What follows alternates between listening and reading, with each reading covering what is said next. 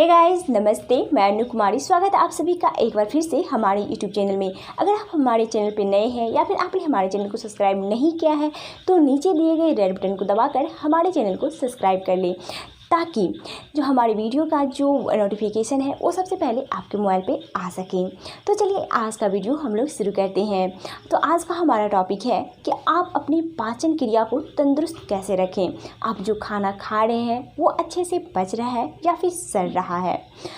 तो चलिए जानते हैं इसके बारे में। तो हमारे आयुर्वेद के अनुसार खाना खाने से ज़्यादा इम्पॉर्टेंट खाना को पचाना है। इसीलिए कहा गया है भोजन अन्ते विषमवारेः। इसका अर्थ यह होता है कि भोजन के अंत में पानी पीना विष के बराबर है। भोजन के अंत में कभी भी पानी नहीं पीना चाहिए, खास करके ठंडा पानी तो बिल्कुल भी नहीं पीना चाहिए। इससे होता ये है, अगर हम तुरंत खाना खाते हैं और तुरंत पानी पीते हैं तो इससे जो हमारी जो जठर अग्नि होती है, यानी कि अमाशय की आग, यानी कि पाचन ऊर्जा जिसे हम कहते हैं, आम भाषा में अगर कहें तो पाचन ऊर्जा, तो वो जो होती है वो उसकी जो शक्ति होती है वो कम हो जाती है। जिससे क्या होता है, जो भी भोजन हम करते हैं वो पचने की वजह क्या होता है, सड़ जाता है। और सड़ने से कितनी सारी बीमारियां होती हैं, शायद आप में से बहुत सारे लोग को पता होगा। कम से कम 103 बीमारियों का जिक्र जो है हमारे आयुर्वेदा में दिया गया है। 103 बीमारियों का कारण है हमारी एक छोटी सी गलती, जो हम खाना खाने के बाद पानी पीते हैं। इसकी वजह से हमें 103 बीमारियां हो सकती हैं। जैसे कि नॉर्मल में मैं अगर कहूँ आपको तो जैसे कि एसिडिटी हो गया, बवासीर हो गया, अल्सर हो गया, और लास्ट में कहें तो कैंसर, और फिर पित्ताशय की पथरी जैसी बहुत ज़्यादा भयंकर बीमारियां हो सकती है। ये जो हमारी खान पान की जो गलत आदत है ना, इसकी वजह से हम लोग हमेशा बीमार पड़ते हैं। इसलिए हमारे आयुर्वेदा में इसका बहुत ही अच्छे और बहुत ही डिटेल से इसकी जानकारी दी गई है। अंग्रेजी दवा और आयुर्वेदा में एक बहुत बड़ा डिफरेंस है। पहली बात, अगर हम बीमार पड़ते हैं तो अगर हम मेडिसिन डॉक्टर के पास जाते हैं तो फिर हम दवाई लेते हैं और फिर ठीक होते हैं। लेकिन आयुर्वेदा एक ऐसा चीज़ है जिसे हम अपनी ज़िंदगी में ला करके अपने लाइफ स्टाइल में थोड़े से चेंजेस करके हमेशा स्वस्थ रह सकते हैं, सारी बीमारियों से बच सकते हैं। 85% बीमारियों से हम बच सकते हैं सिर्फ़ और सिर्फ हम अपना आयुर्वेदा अपना करके। जो हमारी छोटी सी गलती की वजह से हम 103 बीमारियों के चपेट में पड़ सकते हैं, उनमें से एक बीमारी है स्टोन, जो कि अभी उत्तर बिहार में काफ़ी ज़्यादा है। ये मैं इसलिए कह रही हूँ क्योंकि मैं जिस हॉस्पिटल्स में अभी वर्क कर रही हूँ वहाँ का मैंने बहुत सारा रिपोर्ट्स चेक किया, जिसमें कि ये चीज़ बहुत ज़्यादा मैंने देखा कि जो स्टोन की संख्या है ये बहुत ज़्यादा है उत्तर बिहार में। इससे लोग जो काफ़ी ज़्यादा परेशान हो रहे हैं, इससे जो काफ़ी ज़्यादा लोगों की मृत्यु हो जा रही है। वो इसलिए क्योंकि जब पेट में दर्द होता है तो लोग समझते हैं कि ये नॉर्मल दर्द है, और फिर जो गांव के डॉक्टर होते हैं, झोला छाप डॉक्टर, उनसे इलाज करवा लेते हैं। उससे होता ये है कि वो लोग जो है दर्द निवारक इंजेक्शन या फिर टैबलेट देते हैं, जिसकी वजह से दर्द तो उस टाइम आराम हो जाता है, लेकिन जो बीमारी होती है वो तो ठीक नहीं होती है। वो धीरे धीरे गंभीर रूप ले लेता है, वो जो है आगे बढ़ जाता है, वो धीरे धीरे कैंसर का रूप ले लेता है। तो ये इसलिए मैं आप लोगों को ये स्टोरी बता रही हूँ क्योंकि 2-3 महीने पहले की बात है, मेरी दादी जी को भी यह हो गया था, यानी कि स्टोन हुआ था, लेकिन उसका गांव में इलाज हुआ, जिसकी वजह से ये मतलब वहाँ पे इतनी सारी सुविधा नहीं थी कि ये पता चल सके कि उनको कौन सी बीमारी, उनको पेट में स्टोन है या नहीं। उनको पेट में दर्द होता था, वो डॉक्टर से दिखाती थी, और फिर जो भी मेडिसिन दर्द के लिए दिया जाता था, दर्द निवारक, वो सारा यूज़ करती थी, वो ठीक हो जाता था। फिर ऐसे ही 1-2 महीना ऐसे ही होने के बाद जब वो काफ़ी ज़्यादा बढ़ गया, जो वो दर्द जो होता है बर्दाश्त से ज़्यादा हो रहा था, ठीक है, बहुत ज़्यादा बढ़ गया था, तो उन्हें बाहर रेफ़र किया गया, बाहर के हॉस्पिटल में। जब वहाँ पे उसका CT स्कैन हुआ, जांच हुआ, सारे रिपोर्ट्स आए, तब जा कर के पता चला कि उनको स्टोन है। तब तक वो जाके इतना ज़्यादा बढ़ गया था कि वो कैंसर का रूप ले चुका था, और फिर वो लास्ट स्टेज था। हम लोग कुछ वो इतना ज़्यादा बढ़ चुका था कि वह लास्ट स्टेज था, जिसमें कि डॉक्टर कुछ नहीं कर सकते थे। बस एक ऑप्शन था सर्जरी का, लेकिन सर्जरी सक्सेसफुल नहीं है इस केसेस में, क्योंकि सर्जरी होने के बाद बहुत ही ज़्यादा पेन होने वाला था, और साथ ही उसमें बहुत ज़्यादा कॉम्प्लिकेशन था, जो कि सक्सेसफुल बिल्कुल भी नहीं था। मैंने कई सारे बड़े बड़े डॉक्टर से इस विषय में बात की, जो कि बिल्कुल भी सक्सेसफुल नहीं था, इसलिए सर्जरी नहीं हुई। उसके विदिन 1 मंथ 2 मंथ के बाद दादी चली गई। इसलिए ये स्टोरी शेयर करना आप लोगों के साथ बहुत ज़रूरी था। और हमारे लिए हमारे पेट का स्वस्थ रहना कितना ज़रूरी है यह भी आप लोगों को जानना बहुत ज़रूरी है।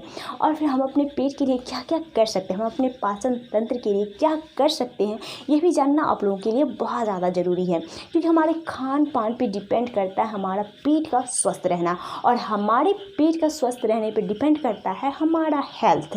क्योंकि हम जितना स्वस्थ भोजन करेंगे, जितने अच्छे तरीके से करेंगे, जो हम लोग रूल्स गलत सलत तरीका फॉलो करते हैं उसको नहीं करके अगर हम सही तरीका, सही आयुर्वेदा अपनाएं और सही टाइमिंग के साथ हम अगर खाना पीना खाते हैं तो हम कई सारी बीमारियों से बच सकते हैं, कई सारी पेट की बीमारियों से हम बच सकते हैं। जैसे कि अभी मैंने आपको बताया कि छोटी सी गलती की वजह से हमारे पेट में खाना सड़ जाता है। वो ये है कि अगर हम खाना खाने के बाद कुछ भी ठंडा खा लेते हैं, फ्रीज़ का खाना खा लेते हैं, या फिर गर्म के साथ ठंडा, ठंडा के साथ गर्म, ये सारा जो कॉम्बिनेशन है ना, ये सब बहुत गलत कॉम्बिनेशन है जो हमें कभी नहीं करनी चाहिए। ये हमारे पाचन तंत्र के लिए, हमारी पाचन क्रिया के लिए बहुत ही ज़्यादा गलत है। इसलिए इन सब चीज़ों को आप अवॉइड जरूर करें। क्योंकि हम जब पहला निवाला मुंह में लेते हैं, ठीक है, तो वो हमारे सलाइवा के साथ ही वहाँ से हमारा पाचन क्रिया स्टार्ट हो जाता है। मतलब कि जो हमारे पेट में जठर रस है, यानी कि आमाशय की जो अग्नि है, जिसे आम भाषा में पाचन ऊर्जा कहते हैं, जैसा कि मैं पहले बताई हूँ, ठीक है, वो आग प्रज्वलित हो जाती है।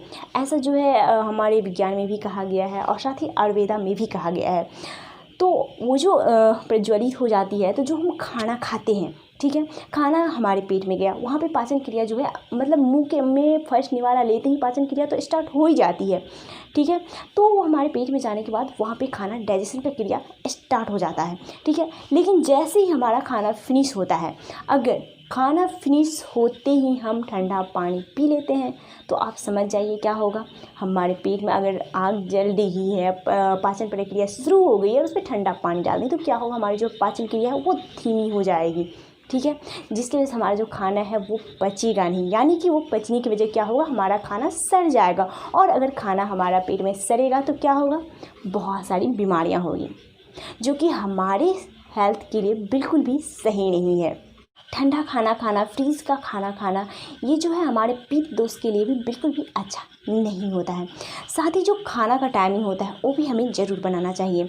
आयुर्वेदा के अनुसार जो 12 से 2 बजे का दोपहर का समय होता है, यानी कि जो सूरज की रोशनी का समय होता है, उस समय जो है हमारी जो ऊर्जा शक्ति है, पाचन ऊर्जा शक्ति होती है, वो जो है ज़्यादा होती है। उस समय हमें भरपूर मात्रा में, प्रचुर मात्रा में खाना खाना चाहिए।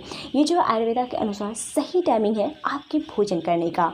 और जो रात का खाना है वो हमेशा हल्का खाना चाहिए, ताकि वो आपका जो पाचन है वो अच्छे से आपकी पाचन क्रिया हो सके। और फिर रात में जो है 10 बजे के बाद आपको बिल्कुल भी खाना नहीं खाना चाहिए। आयुर्वेदा के अनुसार यह कहा गया है कि 10 बजे के अनुसार जो है आपके बॉडी में जो विषाक्त पदार्थ होते हैं उसको निकालने का काम शुरू हो जाता है।